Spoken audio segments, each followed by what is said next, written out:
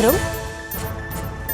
திமுகவின் தேர்தல் அறிக்கை தயாரிப்பு குழு ஜனவரி 9ஆம் தேதி முதல் தமிழகம் முழுவதும் பயணம் மேற்கொள்ள இருப்பதாக கூறப்படுகிறது. அது தொடர்பான அண்மை செய்தியை பார்த்து வருகிறோம். விரிவான விவரங்களோடு நம்முடைய செய்தியாளர் பாரி கார்த்திக் இணைந்திருக்கிறார். பாரி, விவரங்களை வழங்கலாம். வணக்கம். தமிழ்நாட்டு தேர்தல் 2026 சட்டமன்ற தேர்தல் அனைவரும் பெரிதும் எதிர்பார்க்கப்பட்ட நிலையில் தற்போது திமுகவினுடைய கதாநாயகன் என சொல்லப்படும் தேர்தல் அறிக்கை தயாரிப்பு குழு நியமிக்கப்பட்டு அவர்களுக்கான பணிகளை துவங்க இருக்கிறார்கள்.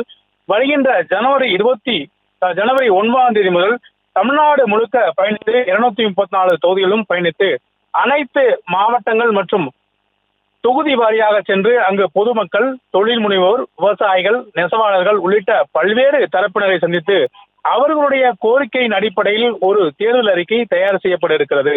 ஏற்கனவே 2021 சட்டமன்ற தேர்தலின் போதும் 2024 நாடாளுமன்ற தேர்தலின் போதும் கனிமொழி அவர்கள் தலைமையில் ஒரு குழு நியமிக்கப்பட்டு அந்த குழு அனைத்து மாவட்டங்களிலும் தனித்தனியாக பிரித்து தற்போது 12 பேர் அமைக்கப்பட்டிருக்கிறார்கள்.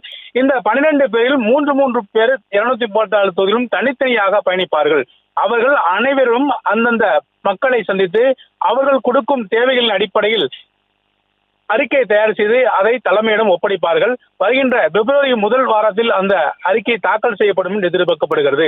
அதன் அடிப்படையிலே வருகின்ற ஜனவரி 9ஆம் தேதி முதல் இந்த குழு தனது பயணத்தை துவங்குகிறது. தற்போது திமுகவினுடைய துணை பொதுச் செயலாளர் கனிமொழி அவர்கள் தலைமையில் 12 பேர் நியமிக்கப்பட்டிருக்கிறார்கள். இந்த 12 பேரும் 3 குழுக்களாக தனித்தனியே பயணித்து அனைத்து மாவட்டங்கள் மற்றும் தொகுதி வாரியாக செல்வார்கள்.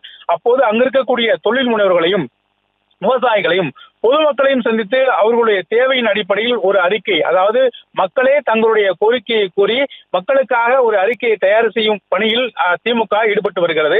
அதன் அடிப்படையில் தான் வருகின்ற ஜனவரி 9ஆம் தேதி இந்த குழு தமிழகம் முழுக்க பயணிக்க இருக்கிறார்கள். திமுகவினுடைய துணை பொதுச்செயலாளர் கனிமொழி அவர்கள் தலைமையில் ஏற்கனவே 2024 நாடாளுமன்ற தேர்தலின் போதும் இதே போல பயணித்து ஒரு அறிக்கையை திமுக தலைமையிடம் கொடுத்து அதைத்தான் அப்படியே திமுகவினுடைய தேர்தல் அறிக்கையாக வெளியிட்டார்கள். அதன் அடிப்படையிலே திமுகவினுடைய மிக முக்கியமாக பார்க்கப்படும் திமுகவினுடைய தேர்தல் அறிக்கையை தயார் செய்யும் குழு வருகின்ற 9ஆம் தேதி தமிழகம் முழுக்க 234 தொகுதியிலும் பயணிக்க இருக்கிறார்கள் என்பது குறிப்பிடத்தக்கது.